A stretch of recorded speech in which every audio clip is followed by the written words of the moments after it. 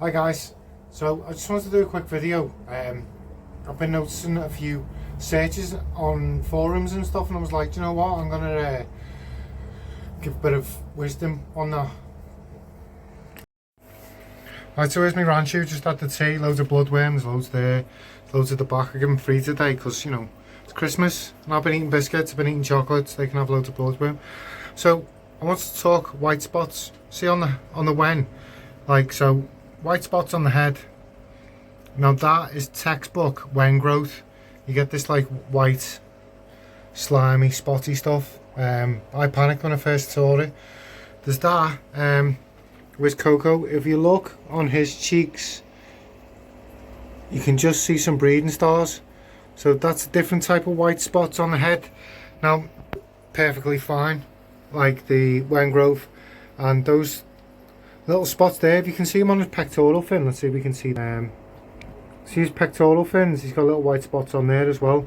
That's just why everything's perfectly fine. So this one's got wen growth. He's got spots on his cheeks, as I've shown you. Just tells me he's a boy. Everything else is just doing the thing. So those two things are fine, the wen growth and the spots telling us he's a boy. Any other white spots, like especially on the body, tail, stuff like that, chances are it could be in the UK we call it white spot, and in America they call it ick,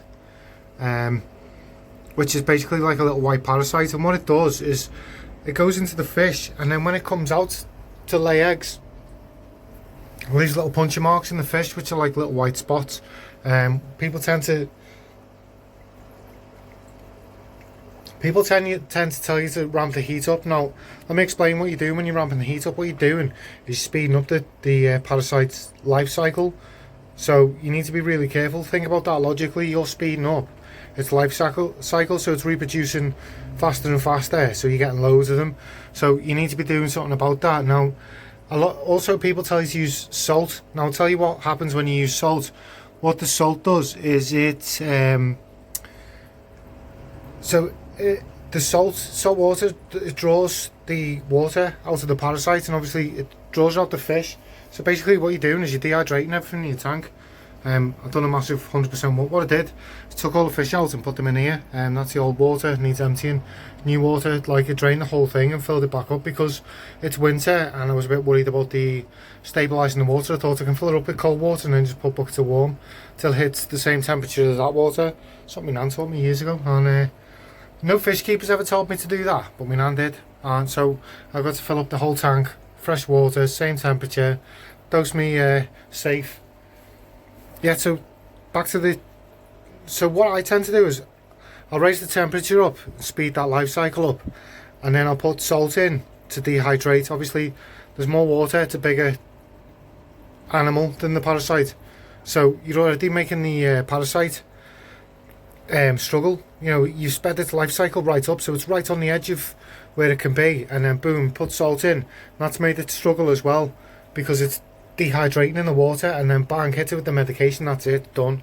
Sometimes you medicate things and it doesn't work. That's why I like to give, you know, these parasites a bit of salt. So you're pushing them within, like, they're already struggling to exist before you hit them with the meds, and you hit them with the meds and bang, dead. And then you get a lot of people saying don't use salt, and it's like, use it if you know what you're doing. If you don't know what you're doing, then you shouldn't be medicating fish anyway. And a lot of these people like to play doctor. I don't. Like, I'll only treat something and know what it is. And put it this way, I tend to spot these things before these wannabe doctors or vets, whatever you want to call them, even know what they're looking at, through sheer experience. Like, we all, you know, we've all got nuggets of information, haven't we, guys? So anyway, I thought I'd pass that one on to you. It's like, that's something that I've noticed in the forums and that. So I thought I'd give you my little nuggets of information on the situation. Obviously I've learned it over the years and stuff, and medications change and stuff, don't they? And you know, I've been into, like, seriously into goldfish for like 20 years, so it was all about salt and heat back then, and now obviously there's like better standards of medication around. Like, this year, like, I've had a few I've had can't pronounce Canalanus worms, I mean tropical tank, Escher 2000 just smashed it. Like, I was trying other ones like flubenzidol, and it didn't work, but that just straight away there was just little worms in the water as soon as it dosed it, dead one. So you know, you can't complain at that. These two are having murder. Anyway, so this, I think this is going to be the last video of 2022, my first year making. I think I'm going out of the year with 90 subs, which to me, I've never had a channel with 90 subs, so I know there's channels with millions of subs, but they're not my channel. This is my channel. My channel's got 90 subs, and you know, I might not have a million, but I have got 90, but I've got the 90 best subs on YouTube, so you know what, who cares? Anyway guys, take care, see you soon.